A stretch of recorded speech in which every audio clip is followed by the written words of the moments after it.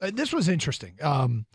Beat writer that covers the Pistons for The Athletic, James L. Edwards, did something really neat. And that is he took the Pistons' number 5 pick. He created trade proposals, and then he called his colleagues in various towns. Okay, that's cool. And made the trade proposal to see if they'd accept it. I'll give you an example. Let me just find one here. All right, so he took the number 5 pick, paired it with Bojan Bogdanovic, called up the New Orleans Pelicans writer for The Athletic, and asked for Herb Jones, the number 14 pick, Garrett Temple, and Larry Nance Jr. And the response was solid offer, but probably not. He tried Bojan, number 5, and the number 31 pick for the number 3 pick to Portland and Keon Jones. The response was, why did you waste my time? Yeah. Oh. But here are two that had reasonable responses. One was from the Knicks. James L. Edwards offered Bojan Bogdanovic, James Wiseman, and the number 5 pick to the Knicks for R.J. Barrett, Evan Fournier, and the 2020 and a 2024 first-round pick. Edwards writes, the prize here is Barrett, who just had a really good postseason for the Knicks. Defensively, he fits everything the Pistons are about and missing. Offensively, the shooting is up and down, but he impacts the game in other ways. I really like the idea of Barrett as a secondary or tertiary ball handler next to Cunningham and Ivy. I like it even more if the shooting stays up. I take on Fournier's deal in order to get Barrett, but I need future draft compensation as well. Fred Katz, who is the Knicks reporter for The Athletic, says it would depend on the protections for the 2024 pick, but I think the Knicks would have to consider jumping on this. Bogdanovic gives them more shooting and something they desperately need in the short term, and is an intuitive fit next to Jalen Brunson as well as Julius Randle.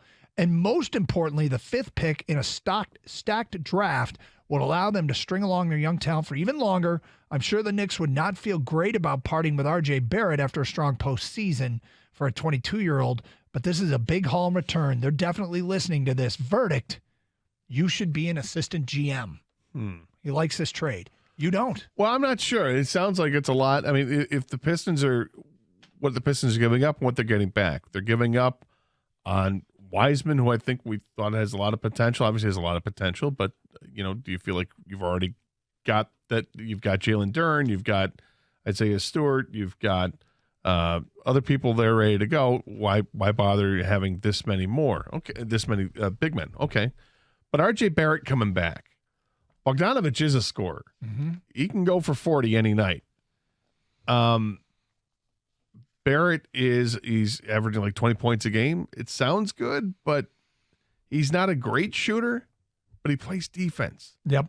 It's the other guys in the trade. Does it make sense? And if they think Fournier, they're just taking on a contract. All right. If you think that the Knicks guy seems to think this is a great draft and having a 5th overall pick is really good. He does seem to think that. If he thinks that, do the Pistons think that? And if they do, then is that too much to give up? Because basically you're getting R.J. Barrett back, but you've given up. That's a lot to give up for just R.J. Barrett, isn't it? Yes and no. I mean, R.J. Barrett's 22 years old. I get that. Positionally, he fits. He's also going to do a giant contract. He is. But I like the idea of having players worthy of giant contracts. But they'd be taking on quite a bit in Fournier, who's owed, I think it's 18.5 next year. He's owed 18.85, and then there's a club option for 19 the year after, which you could just decline. All right, so here's another one that he came up with. The Raptors receive Alec Burks, Bojan Bogdanovic, James Wiseman, and the number 5 pick, and the Pistons get Pascal Siakam. And he writes, given Toronto's likeliness of restructuring its roster, Siakam's expiring deal, and the Pistons' increased likeliness of seeking some help of a needle mover, some type of needle mover, I should say, the All-NBA selection is the best possible player I think Detroit could realistically get with the 5th pick. Of course, it comes attached with other stuff, like 2 really good role players in Burks and Bogdanovic, and a project in Wiseman. This one is pretty straightforward. I was trying to get Detroit one of the best 25 players in the NBA. Siakam, to me, is the only one that would make some sense. The Pistons, though, would have to be confident it could sign Siakam long-term to make this move and be an unrestricted free agent after the season.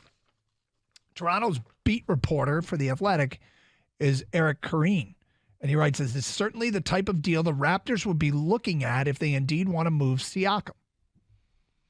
The problems are twofold. First, even if the Raptors like Wiseman, they're set at center.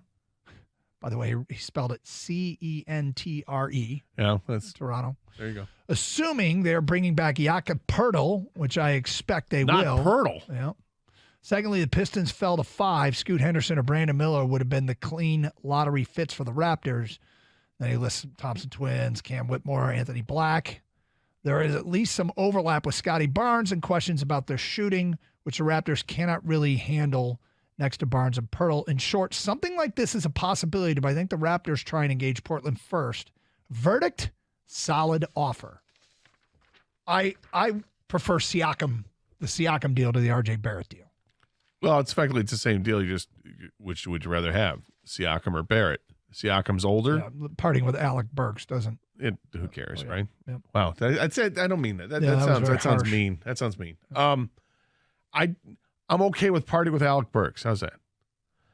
But Siakam's older. He's 28 versus 22 for Barrett. But Siakam's also more proven. He's averaged over 20 points a game for the last 4 years.